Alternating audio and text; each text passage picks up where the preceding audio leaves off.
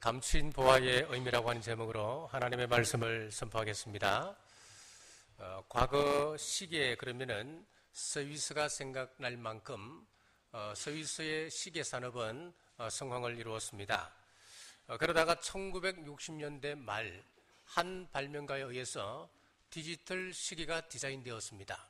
그래서 이 발명가가 자기의 시계를 가지고 스위스에 있는 시계 회사를 찾아다녔습니다만은 가는 곳곳마다 퇴짜를 맞게 됩니다.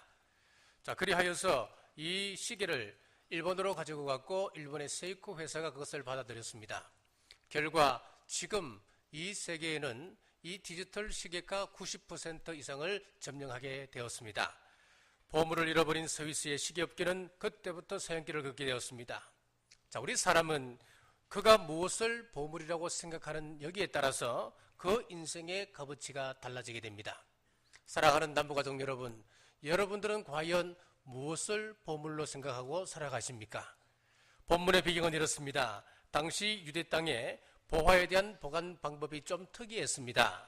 팔레스틴은 전쟁이 많았기 때문에 언제 자기 집이 전쟁터로 변하여서 불살라질지 모르기 때문에 돈을 벌게 되면 돈을 항아리에 넣고 그 항아리를 땅에 묻어두어 보관하는 방법이 성행했다고 그럽니다. 자, 그러다가 그 주인이 그 돈을 꺼내 쓰지 못하고 행방불명이 되거나 아니면 전쟁통에 죽게 되게 되면 그 돈은 그대로 방치되는 겁니다. 1956년 베들레헴 근방의 한 밭에서 수백만 달러어치의 보화가 담긴 항아리가 발견되었다 그럽니다.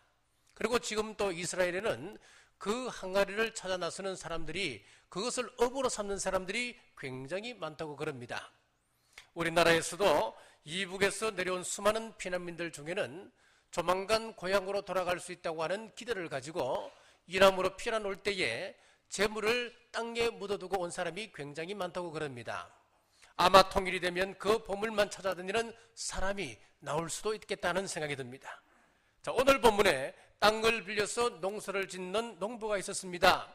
그가 땅을 일구다가 묻혀있는 항아리를 발견하고 열어보니까 어마어마한 보물이 담겨있는 것이었습니다. 주위를 확인한 후 그 항아리를 묻어둔 후 집으로 돌아가서 자신의 전 재산을 팔아서 그 밭을 사고 그 보물 항아리를 자기 것으로 소유했다고 하는 이야기입니다. 이것을 보고 이 농부를 비난할 수도 있습니다. 도덕적으로 보면 어떻습니까? 이 사람의 행동이 이해가 가십니까? 남의 밭에서 보물을 발견했는데 그것을 못 본 채하고 다시 묻어두었다가 온 재산을 팔아 그 밭을 사서 자기의 것으로 몽땅 취했다. 여러분, 도덕적으로 보면은 이 사람은 분명 잘못된 사람입니다. 자, 그러나 우리가 성경을 볼 때에 언제나 우리 하나님께서 우리에게 주신 말씀의 의도를 생각해야지 우리의 관점과 우리의 상식으로 이것을 보게 되면은 성경에 대해서 제대로 이해할 수가 없습니다. 특별히 오늘 본문은 문자적으로 보게 되면 제한적인 의미만 파악할 수밖에 없습니다. 주님께서 비유로 주신 그 말씀들을 우리가 상징하는 바가 무엇인지 깊이 우리가 생각해 보셔야 됩니다. 지금 현대 미국 신학계에서는 그 성경을 어떻게 해석해야 되는가 큰 두 흐름이 있습니다. 첫 번째는 문자적으로 해석해야 된다고 하는 부류인데 브레바드 차일드가 대표적입니다. 반면에 성경을 상징으로 풀어야 된다, 월터 브루그만 같은 사람이 있습니다. 과거에는 문자적으로 성경을 해석했습니다만은 자, 지금은 상징적 해석으로 신학교가 대이동을 하고 있습니다. 상징이 아니면 오늘 말씀을 풀 수가 없습니다. 문자적으로 봐서 오늘 밭에 감춘 그 보화의 의미를 어떻게 찾겠습니까? 이 짧은 말씀 속에서 숨겨진 천국 비밀을 살펴보겠습니다. 첫 번째, 이 보화는 감추어져 있었습니다. 44절 상반절입니다. 천국은 마치 밭에 감춘 보화 같으니. 자, 여기서 이 밭이라고 하는 것은 교회를 예표하고 있고 보화라고 하는 것은 예수 그리스도를 나타내고 있습니다.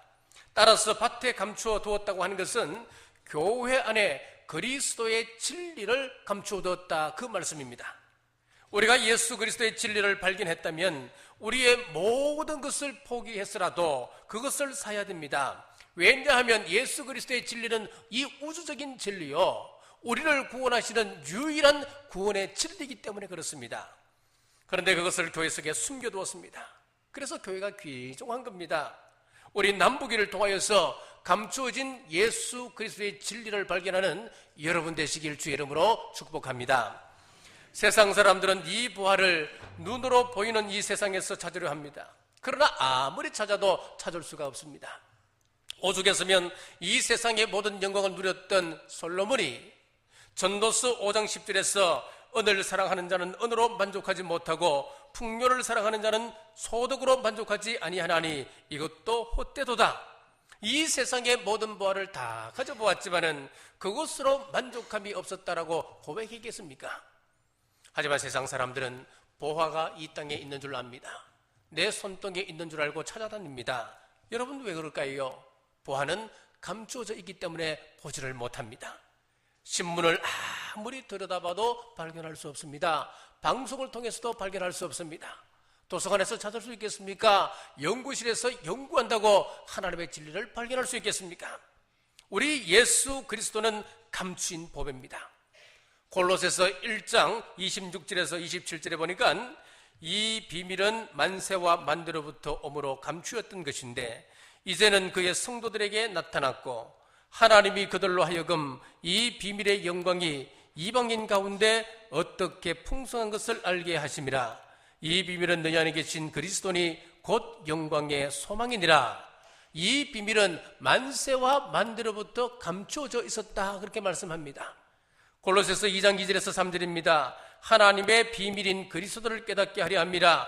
그 안에는 지혜와 지식의 모든 보화가 감추어 있느니라. 지혜와 지식의 그 안에 모두 감추어져 있다라고 말씀합니다.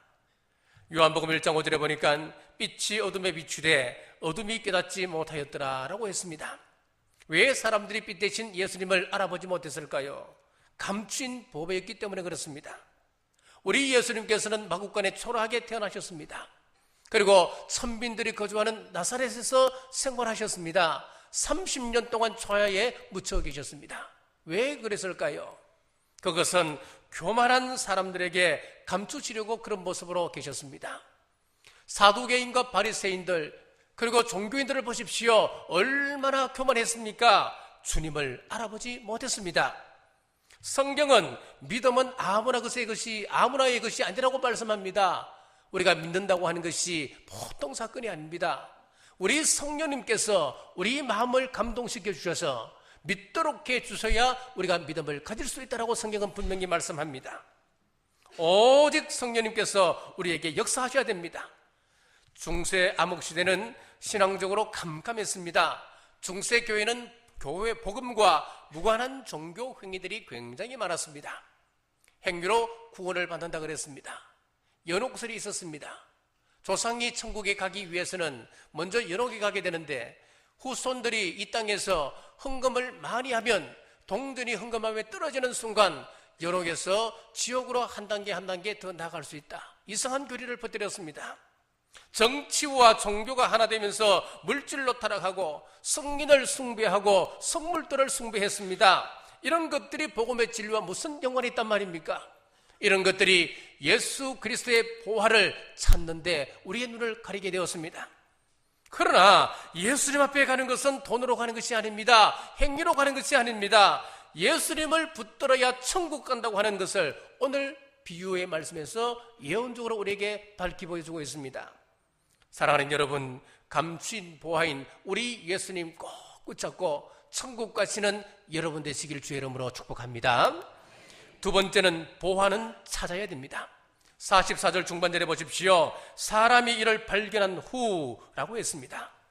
오늘 본문에 보시면은 비록 남에 바치지만은 열심히 일한 분꾼에게 이 보화가 발견되어졌습니다. 그 소장놀이 밭을 갈다가 힘들다고 그냥 쉬면서 쉬엄쉬엄 했다면 이 보화를 발견할 수 있었겠습니까? 또 밭갈기가 힘들다고 그 일을 포기했다면 어떻게 이 보화를 발견할 수 있었겠습니까? 요셉을 보십시오. 시기와 모략과 고난 속에서 최선을 다하여 충성을 다할 때에 가는 것보다 인정을 받았고 형통의 복을 받았습니다. 즉 보화가 주는 풍성한 삶을 그는 누리며 살아갈 수 있었습니다. 그렇습니다. 열심히 일하는 자에게 이 보화가 주어졌듯이 천국도 열심히 찾는 사람에게 주어진다. 성경은 우리에게 약속하고 있습니다. 마태복음 7장 7절에서 9절을 보십시오. 구하라 그리하면 너희에게 주실 것이요, 찾으라 그러면 찾을 것이요, 문을 두드리라 그러면 너희에게 열릴 것이니 구하는 이마다 얻을 것이요, 찾는 이가 찾을 것이요, 두드리는 이에게 열릴 것이니라 말씀하셨습니다. 잠언 8장 17절에 나를 사랑하는 자들이 나의 사랑을 입으며 나를 간절히 찾는 자가 나를 만날 것이니라. 우리 주님을 간절히 찾아야 우리가 만날 수 있다. 성경은 말씀합니다. 역대상 28장 9절에 보니까 내 아들 솔로몬아 너는 내 아버지의 하나님을 알고 온전한 마음과 기쁜 뜻으로 섬길지어다. 여호와께서는 모든 마음을 감찰하사 모든 의도를 아시나니 내가 만일 그를 찾으면 만날 것이요 만일 내가 그를 버리면 그가 영원히 버리시리라. 우리가 하나님을 찾게 되면 하나님은 만날 수 있지만 우리가 하나님을 버리게 되면 하나님도 우리를 버리신다 말씀하셨습니다. 에레미야 29장 13절에 너희가 온 마음으로 나를 찾으면 나를 구하면 나를 찾을 것이요 나를 만나리라. 여러분 이 말씀을 보시면 우리가 찾으면 찾을 때에 하나님 만나주신다 말씀하셨습니다. 그런데 이 말씀들을 오해하시면 안 됩니다. 우리가 간절히 찾아서 하나님을 만난다라고 하는 이 뜻은 우리의 노력으로 하나님을 찾을 수 있다고 하는 것은 절대로 아닙니다. 어떤 시인이 이렇게 고백했습니다. 내가 열심히 하나님을 찾아 만났다.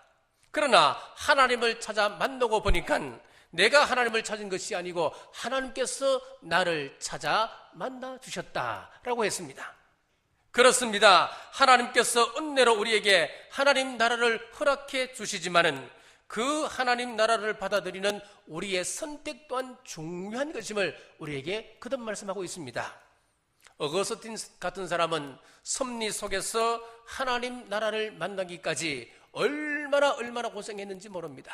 성경을 읽고 또 읽었습니다. 암브로시오스 같은 위대한 스승의 도움을 받기도 했습니다. 루터도 하나님 나라를 발견하기 위해서 얼마나 몸부림쳤습니까? 시편을 연구하고 로마서를 연구하는 중에 오직 의인은 믿음으로 말미암아 산다고 하는 이 부활을 깨닫고 거대한 가톨릭 세력과 맞서 싸울 수 있었던 것입니다. 지금 여러분들이 찾은 곳이 어디든지 천국은 감추어져 있습니다. 그러므로 우리가 찾아내야 됩니다. 여러분은 이 교회를 얼마나 열망하고 사모하고 계십니까? 주일을 얼마나 사모하고 있습니까? 예배가 그리워지십니까? 세상에 수많은 단체가 있지만은 교회와 견줄 수는 없는 것들입니다. 교회 안에 보화가 감추어져 있기 때문에 그렇습니다. 그래서 그냥 밭 구경이나 해서는 절대로 보화를 발견할 수 없습니다. 밭에 가서 열심히 땀을 흘려 흙을 파는 사람만이 숨겨진 보화를 발견할 수가 있습니다.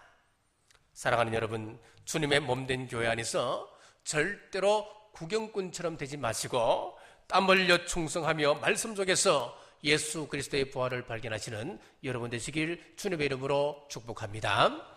세 번째, 그 밭을 사야 합니다. 44절 하반부에 돌아가서 자기의 소유를 다 팔아 그 밭을 샀느니라. 자, 부활을 발견한 사람이 자기 소유를 다 팔아 그 밭을 샀다고 하는 것은 적용적으로 말씀드리면 주님을 위하여 모든 것을 버리는 삶을 의미합니다. 본문을 잘 보시면 보물을 숨겨둔 밭을 같이 샀습니다. 보화가 있다고 그 보화만 가져온 것 아닙니다. 그 밭을 함께 샀습니다. 보물을 소유하기 위해서 그 밭을 함께 샀느니라 그랬습니다. 자, 이것을 적용적으로 이야기하면 복음을 담고 있는 교회 생활을 의미하고 있습니다. 우리 교회 생활이 무엇입니까? 우리 교회 주보 첩면을 보시면은 우리 경주 남부교회 목적 선언문이 나옵니다. 그 목적 선언문을 제가 한번 읽어보겠습니다.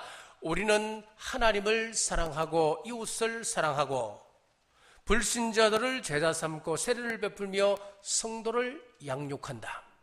여기 보면 우리 5가지 핵심 가치가 숨어 있습니다. 예배입니다. 섬김입니다. 전도입니다. 그리고 교제고 양육입니다. 이 5가지를 우리는 이 교회가 품고 있고 이것을 위하여서 우리는 오늘도 신앙생활을 해 나갑니다. 밭을 샀다고 하는 것은 이런 모습을 함께 소유하는 것입니다. 우리의 신앙생활을 이야기합니다. 자, 교회는 그냥 다니는 것이 아닙니다. 이 교회는 사역이 있는 곳입니다. 어떤 일이든 내가 희생하고 사역을 해야 됩니다. 주차봉사, 그리고 차량 운전, 방송질, 주방봉사, 중보기도, 건찰, 찬양대, 악기, 또 찬양단, 교사, 여러분 어느 것 할 것 없이 우리의 희생 없이 되는 것은 아무것도 없습니다. 교사를 하려고 해도 내가 시간을 희생해야 됩니다. 물질적으로 헌신해야 됩니다. 찬양대를 하더라도 마찬가지입니다. 토요일 저녁에 모여서 또 1시간 이상씩 연습을 합니다. 우리 카리스 합주단도 마찬가지입니다. 토요일 날 다 그 바쁜 시간들 쪼개서 시간을 하나님께 헌신을 드리는 거예요. 나와서 미리 연습하는 거예요. 연습하고 오늘 이 시간 이 자리에 앉아 있는 겁니다, 여러분. 우리의 시간과 물질을 희생해야 됨을 이야기합니다. 예수 그리스도를 내 것으로 소유할 수만 있다면, 천국을 내가 소유할 수만 있다면 어떤 희생이더라도 우리는 천국을 소유해야 됩니다. 창세기 22장에 보면 아브라함을 부르시는 장면이 나옵니다. 아브라함이 하나님의 음성을 들었습니다. 아브라함이 그 음성을 들었다고 쉽게 그 순종하고 그 길을 떠나올 수 있겠습니까? 굉장히 어려운 문제입니다. 아브라함의 아버지 데라는 굉장한 부자였습니다. 족장이었습니다. 갈대아 우르에서 우상을 파는 사람, 우상의 재물을 파는 사람, 당시로 봐서는 최고의 기업을 갖고 있는 사람이었습니다. 이것 포기하고 아버지를 떠나고 친척을 떠나고 고향을 떠나간다. 여러분, 쉽지 않은 선택이었습니다. 그런데 아브라함은 하나님의 음성을 붙든 겁니다. 우리 하나님을 산 것입니다. 보화를 따라갔습니다. 그래 할 때에 너를 축복하는 자에게 내가 복을 주고 너를 저주하는 자에게 내가 저주를 내린다. 너는 축복의 통로다. 너는 복의 그늘이다. 내가 너로 하여금 하나님의 복이 흘러가는 통로로 삼겠다. 모세는 왕자라고 하는 보장된 자리를 버리고 믿음의 보화 하나만 붙잡고 나아갈 때에 영원한 하늘나라의 왕자로 수임받게 되었습니다. 초대교회 성도들은 이 보화를 발견했기 때문에 주님을 위하여 목숨을 내어놓았습니다. 원령극장에서 사지가 맹수에게 뜯기는 그 상황 속에서도 이 보화를 놓지 않았습니다. 이 보화를 지키기 위해서 로마의 그 지하 무덤, 카타콤에 숨어들면서까지 그들이 올라갔던 이유가 뭡니까, 여러분? 이 보화를 지키기 위해서였습니다. 루터 기념방에 가면 이런 글귀가 있답니다. 나는 중단 없이 계속 서리라. 진리의 촛불을 계속 밝히리라. 루터는 진리를 파수하기 위하여서 죽을 고비를 수없이 많이 넘겼습니다. 그러나 오직 믿음으로 어려워진다고 하는 것을 깨닫고 감추인 부활을 발견한 그 농부처럼 종교개혁에 그는 목숨을 바쳤습니다. 청교도들이 영국에 있는 재산을 다 팔아서 미국으로 건너갔습니다. 진리는 하나밖에 없습니다. 우리의 포기할 것 포기해야 됩니다. 하나님 나라는 정치하는 것입니다. 지금 이 시대는 종교다원주의가 세속주의가 판치는 그런 시대가 되었습니다. 신앙을 지키기가 참 어려운 그런 시대를 저와 여러분들은 살아가고 있습니다. 종교다원주의의 달콤한 유혹이 항상 우리 주위에 있습니다. 그래서 많은 사람들이 내 신앙 편한 쪽으로 해석을 하고 따라갑니다. 이 시대에도 예수님의 복음을 소유하기 위해서는 희생해야 됩니다. 우리 주님께서 날 위하여 아낌없이 모든 것을 주셨던 것처럼 천국 부활을 얻기 위해서는 우리의 취미를 팔아야 됩니다. 여러분들이 가장 높은 가치를 두고 있는 취미는 무엇입니까? 그것이 우리 예배와 우리 예수님을 사랑하는 것과 배치된다면 우리 그거 포기하셔야 됩니다. 이전에 소중히 여기던 기쁨을 팔아야 됩니다. 여러분들이 무엇을 보고 기뻐합니까? 무슨 가치를 쫓아 살아가십니까? 그것이 우리 예수님과 배치된 사상이고 배치된 가치라고 한다면 그건 내어놓으셔야 됩니다. 세상 줄 잘려져야 천국의 줄 잡을 수 있습니다. 우리 작은 것부터 한번 실천해 보시기 바랍니다. 우리가 가정 예배를 드린다고 하는 것, 여러분들의 결단 없이는 할 수가 없습니다. 시간을 헌신해야 되지요. 우리의 몸을 하나님께 바쳐야 되지요. 그래야 가정재단을 쌓을 수 있습니다. 하루 3번 골방기도, 여러분 이거 간단한 문제인 것 같습니다만은 실천하기는 힘듭니다. 하루에 나의 주어진 그 삶 속에서 내가 잠시나마 내가 무릎 꿇고 하나님 앞에 교회를 위하고 우리의 성도들을 위하고 우리 자녀를 위하여서 하나님 앞에 골방기도 올린다. 우리 결단 없이 내 시간 희생 없이는 가능하지 않습니다. 우리의 작은 것까지 우리 한번 바꿔보십시다. 아직까지 가정재단을 쌓지 못하시는 분들은 일주일에 한 번이라도 시작해보는 거예요. 우리가 전도하지 못합니까? 입을 벌려 전도하지 못한다면 우리가 물질로라도 전도할 수 있습니다. 헌신할 수 있는 겁니다. 자, 그러나 우리가 가치를 모르는 사람들은 아무리 좋은 것이 있어도 알지 못하고 바로 대하지 못합니다. 마태복음 19장 21절에서 22절에 보면 예수께서 이르시되 내가 온전하고자 할진대 가서 내 소유를 팔아 가난한 자들에게 주라. 그리하면 하늘에서 보화가 내게 있으리라. 그리고 와서 나를 따르라 하시니 그 청년이 재물이 많음으로 이 말씀을 듣고 근심하며 가니라. 이 청년은 지금 보화가 무엇인지 찾았습니다. 보화를 얻기 위해서는 어떻게 해야 한다고 하는 것도 알았습니다.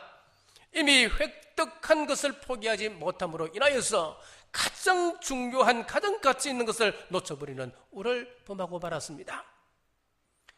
자, 아프리카를 식민지화했던 유럽을 보시면은 이 유럽 사람들이 아프리카에서 처음에 그것을 지배하면서 이제 시골로 쭉 다니다 보니까 이 시골에 있는 아이들이 다이아몬드를 가지고 공기놀이를 하는 거예요. 그래서 이 유럽인들이 이 다이아몬드를 초창기에는 굉장히 헐값에 많이 사갔다는 겁니다. 여러분 왜 그렇습니까? 아프리카 사람들이 다이아몬드의 가치를 몰랐기 때문에 그렇지 않겠습니까? 마찬가지입니다. 요한복음 1장 10절에서 11절에 보면은 비극적인 구절이 나옵니다. 그가 세상에 계셨으며 세상은 그런 말미암아 지은 바 되었으되 세상이 그를 알지 못하였고 자기 땅에 오매 자기 백성이 영접하지 아니하였으나 얼마나 슬픈 기록입니까? 우리 예수님께서 천국의 삶을 가지고 이 땅에 찾아오셨습니다만은 하나님 나라의 가치를 알지 못하고 예수님을 십자가에 못 박아 버렸습니다. 하지만 베드로를 보십시오. 갈릴리 바다에서 육신의 성공을 위하여서 열심히 그물을 던졌던 사람 아니었습니까? 누가복음 5장에서 예수님을 만나고 난 이후부터 그의 인생은 온 인류를 향하여 그물을 던지는 하나님의 능력의 종이 되었습니다. 보화를 소유하기 위하여서 십자가에서 거꾸로 매달려 순교하기까지 이 보화를 놓지 않았습니다. 보화는 주님입니다. 그에게 영생이 있고 생명이 있고 우리 주님은 길이요 진리요 생명이십니다. 우리 주님 안에 모든 것이 있다고 하는 이 사실을 믿음으로 받아들이시는 여러분 되시길 주님의 이름으로 축복합니다. 페니실린을 발견한 공로로 노벨 의학상을 수상했던 플레밍은 늦게서야 예수님을 영접하게 되었습니다. 한 학자가 이렇게 질문을 했답니다. 당신이 수많은 발견을 했는데 가장 위대한 발견은 무엇이었습니까? 그때 플레밍이 이렇게 대답했습니다. 나는 수많은 발견을 했지만은 그 가운데 가장 위대한 발견은 예수 그리스도를 발견한 것이었다라고 했습니다. 여러분, 물질이 보합니까? 아닙니다. 여러분, 물질만큼 부작용이 많은 것도 없습니다. 풍요로움이 여러분에게 보합니까? 풍요로운 것만큼 우리의 한숨 소리 또한 큽니다. 그러나 우리 예수님 계시면 소유에 관계없이 그 사람은 가장 행복한 사람입니다. 이 비밀을 알았던 사도 바울의 고백을 들어보십시오. 사도 바울은 대단한 사람이었습니다. 로마 시민권을 소유한 사람이었습니다. 로마 시민권이 뭐 그래 대단한가 그렇게 생각할지 모르겠습니다만은 로마 시민권을 소유하게 되면 현행범이 아니면 체포할 수도 없었습니다. 자, 그렇습니다. 이 이방인들이 로마 시민권은 그들에게 있어서 로망입니다. 그거 하나 소유할 수만 있다면 그들의 최고의 목표였습니다. 그런데 예수 그리스도를 만나고 나니까 이 시민권도 배설물이었다. 나는 배설물처럼 이것 버리노라 고백했습니다. 그는 큰 지식을 소유한 사람이었습니다. 당시 가말리엘이라고 하는 석학의 제자였습니다. 그는 큰 지식을 소유하고 있기 때문에 그는 성공적인 인생을 살아갈 수 있는 사람이기도 했습니다. 그런데 예수님을 만나고 난 이후에 그는 이런 지식도 나는 배설물로 버린다 그렇게 고백했습니다. 왜 그렇습니까? 하나님 나라를 통해 주시는 놀라운 은혜와 평안이 이런 것들과는 비교할 수 없다고 하는 그 사실을 발견했기 때문에 그렇습니다. 그래서 시편 기자는 시편 84편 10절에 주의 궁중에서 한 날이 다른 곳에서 첫날보다 나은즉 악인의 장막에 사는 것보다 내 하나님의 성전 문지기로 있는 것이 좋사오니 라고 고백했습니다. 오늘 본문에 나오는 등장인물은 보화의 가치를 아는 사람이면서 동시에 그것을 소유하기 위해서 자신의 모든 것을 포기했던 사람이었습니다. 옛날 우리 믿음의 선조들은 목숨을 걸고 복음을 증거했습니다. 이 땅에 130여 년 전에 복음이 들어왔을 때 그들이 전도를 위하여서 헌신한 사람들이 얼마나 많은지 모릅니다. 그들의 메시지는 단순했습니다. 예수 천당이었습니다. 그 천당 때문에 가난해도 좋았습니다. 배고파도 좋았습니다. 모든 핍박과 시련 가운데서도 예수 천당 때문에 그들은 이 시련을 이기고 견뎌내었습니다. 심지어는 순교의 현장 속에서도 저 하늘에는 눈물이 없네, 저 하늘에는 이별이 없네, 저 하늘에는 죽음도 없고 고통도 없네, 피 흘리면서 노래 부르며 승리의 길을 걸어갈 수 있었습니다. 자, 그럼 이렇게 물으실 수도 있습니다. 그렇게 어려우면 어떻게 믿겠나? 그런데 오늘 본문을 잘 보시면요, 이 농부가 보화를 발견하고 그 밭을 사기 위하여 자기의 소유를 팔 때 어떻게 했습니까? 억울해했습니까, 여러분? 갈등했습니까? 아니면 괴로워하며 팔았습니까? 아니었습니다. 농부의 마음속에는 기쁨이 있었습니다. 그 마음속에는 소망이 있었습니다. 즐거움이 있었습니다. 그렇습니다. 우리가 하나님 나라의 가치를 알면 달라집니다. 그것을 소유하기 위해서 우리가 포기해야 될 것 무엇입니까? 고집입니까? 여러분 말씀 앞에 내려놓으십시오. 여러분의 철학입니까? 우리가 예수님을 믿는다 신앙생활을 하면서도 교회 안에서도 여전히 자기 철학을 주장하는 사람이 있습니다. 자기의 뜻대로 움직여야 된다고 생각합니다. 그건 내려놓으십시오. 여러분의 자존심입니까? 여러분의 학문입니까? 그건 내려놓으십시오. 팔아야 하는 것이 무엇입니까, 여러분? 이제 우리는 보화를 발견했습니다. 생명이신 예수 그리스도를 발견했습니다. 밭에서 보화를 발견한 사람처럼 보화이신 우리 예수님만 사랑하십시오. 보화이신 우리 예수님만 의지하십시오. 그 예수님의 말씀에 순종하고 따라가시는 여러분 되시길 바랍니다. 그리하여서 우리 예수님 안에서 천국 백성 되시는 여러분 되시길 주님의 이름으로 축복합니다. 기도하겠습니다. 아버지 하나님, 오늘 또 귀한 말씀 허락해 주심을 감사합니다. 진정 보화가 우리 가운데 있지만 우리는 그 가치를 알지 못하여 경히 여길 때도 많았습니다. 이 시간 이후의 삶은 참 가치를 깨닫는 자의 생을 살아가게 도와주옵소서. 세상 명예를 쫓다가 영원한 세계를 잃어버리는 어리석은 자 되지 말게 도와주옵소서. 오직 예수님보다 더 귀한 것 없음을 고백하는 우리 믿음의 권속들 다 되게 역사하여 주옵소서. 예수님 이름으로 간절히 기도드리옵나이다.